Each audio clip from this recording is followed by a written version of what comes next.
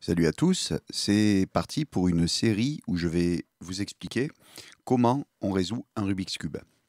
En réalité, c'est parti cette année d'une série dans la classe d'événements qui ont fait que la réunion de coopérative a choisi d'acheter des Rubik's Cube et donc il a fallu que moi-même j'apprenne à les résoudre parce que quelques élèves dans la classe avaient appris à les résoudre et d'autres avaient un peu de mal. Donc je me suis rendu compte que c'était une activité.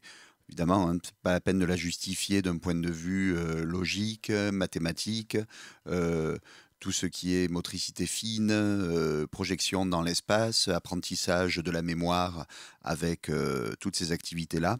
Donc, dans cette série, je vais vous montrer ce qu'on appelle des algorithmes, c'est-à-dire une suite de mouvements qui sont toujours à peu près les mêmes et qui permettent de résoudre un Rubik's Cube, or pas forcément très rapidement. Quand je le fais moi avec cette méthode qu'on surnomme la méthode débutante sur Internet, si on va très vite, on va le faire en 1 minute 30.